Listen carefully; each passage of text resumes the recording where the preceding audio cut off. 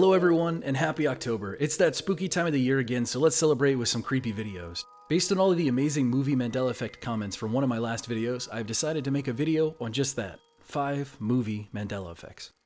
Mandela effects in movies are especially chilling. Oftentimes, when you find a movie you love, you rewatch it. You memorize your favorite lines. You can replay entire scenes in your head from memory. So when something miraculously changes in your favorite movie, it's deeply disturbing. It feels wrong and off. But what makes it truly chilling is when you aren't alone. When you remember a scene, or a line, or a moment, and so does someone else. But that scene, that line, that moment doesn't exist. It supposedly never existed. Sure, memories are faulty, but do you believe in the concept of mass misremembering? Or is it something else? Tens or hundreds or thousands of people remembering something identically, but it never existing. That's what we're talking about today. So turn off those lights, sit back, and let's explore 5 movie Mandela effects. Number 1. In one of my last videos, we spoke about 3 Mandela effects regarding the classic 1939 movie The Wizard of Oz. Well, as it turns out, we have another one for you today. At one point in the movie, the Wicked Witch of the West decides to send out her flying henchmen to capture the main character Dorothy and her dog. As she instructs them to leave, what does she say to them? Was it, "Fly, my pretties, fly"? Or was it, "Now fly, fly"?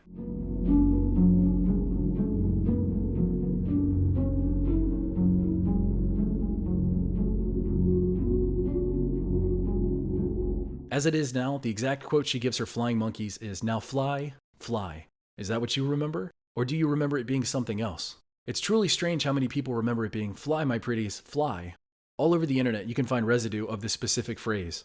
Seemingly a lot of people either remembered it incorrectly, and then sold merchandise with the incorrect phrase on it, or the Mandela effect strikes again. Whatever the case, let me hear your thoughts in the comments below. Number 2. For a second Mandela effect, I'm going to be talking about the 1983 movie Risky Business. Specifically, a much beloved and often recreated scene starring Tom Cruise. In this famous scene, Tom Cruise is singing along with a song as he slides into frame. In this famous moment, what is he wearing? Visualize the scene in your head and come up with an answer. Is it a white shirt, or is it a pink shirt with stripes?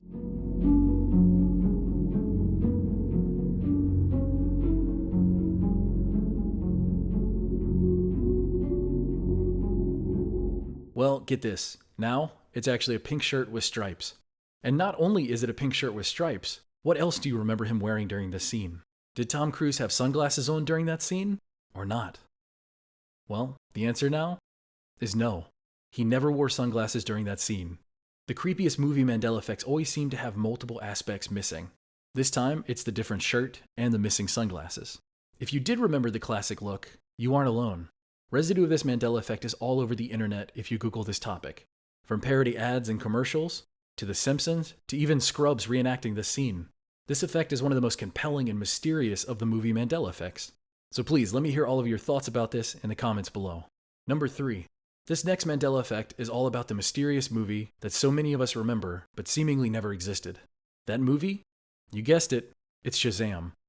Shazam is, or was, hypothetically a movie that released in the early half of the 1990s. This alleged movie starred the actor Sinbad and a couple of young child actors.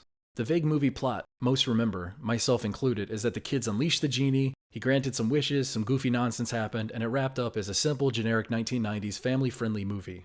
But this doesn't exist. Supposedly, this movie has never existed. Some speculate this weird creation derives from the 1996 movie Shazam, starring Shaquille O'Neal. Others claim it was indeed a movie, and that Shazam was a rip-off version of Shazam. Honestly, this Mandela effect has me and thousands of other people scratching our heads.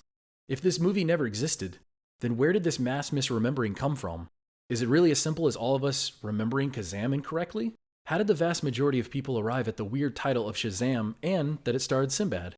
Those 2 particular details, that's what throws me off. As far as evidence goes for Shazam, Sinbad claims that it never existed and that he was never in a genie movie. But if you dig deep enough, all over the internet there's people talking about this. Memories from their childhood, memories about talking to friends, even people who remember rewinding the movie when they worked at Blockbuster Video back in the day. Funny enough, I used to work at Blockbuster for years leading into their downfall and closure, and it never crossed my mind to look it up in their system. Back then, Blockbuster never deleted titles from their database. I remember it vividly. It was an old black CRT monitor with green text, and you could type in anything that you wanted that they sold at any point in their history, and you could find it. Old movies, video games, concessions, even the prices of all of these things. It's such a shame now that all of that is lost to time. If anyone out there is somehow in possession of a working Blockbuster computer, I'd like to say boot it up and look up this movie, but I'm sure the servers are long dead, and the deep Mandela effect secrets those servers held are long erased. Let me hear your memories and thoughts about Shazam in the comments below. I'm actually really excited to hear what you have to say about this. Number 4. Forrest Gump is an American movie classic. It tells the story of Forrest Gump's incredible life. Everything from his origins to his time in Vietnam to his life as a shrimp boat captain.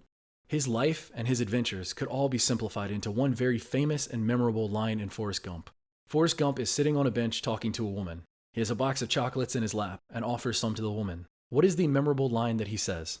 Is it, "Life is like a box of chocolates, you never know what you're gonna get"? Or is it, "Life was like a box of chocolates, you never know what you're gonna get"?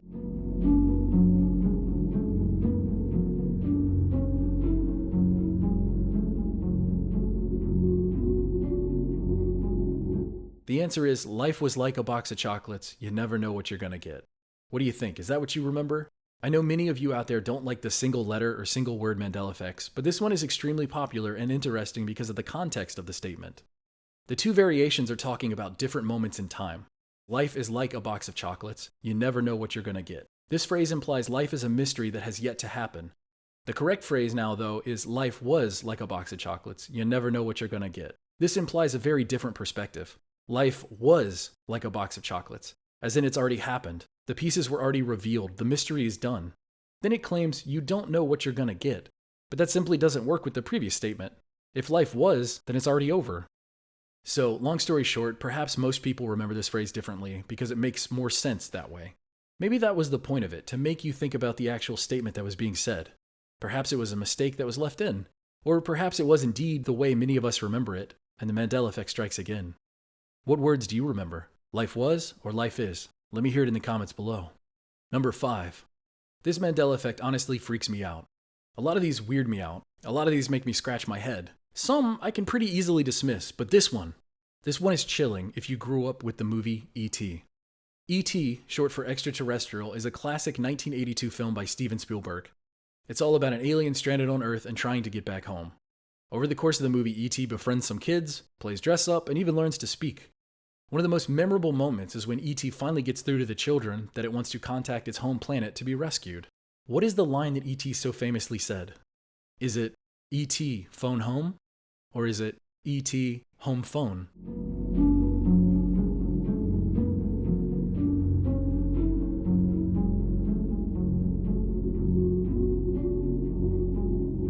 I hate this one so much. This feels like a personal attack against me.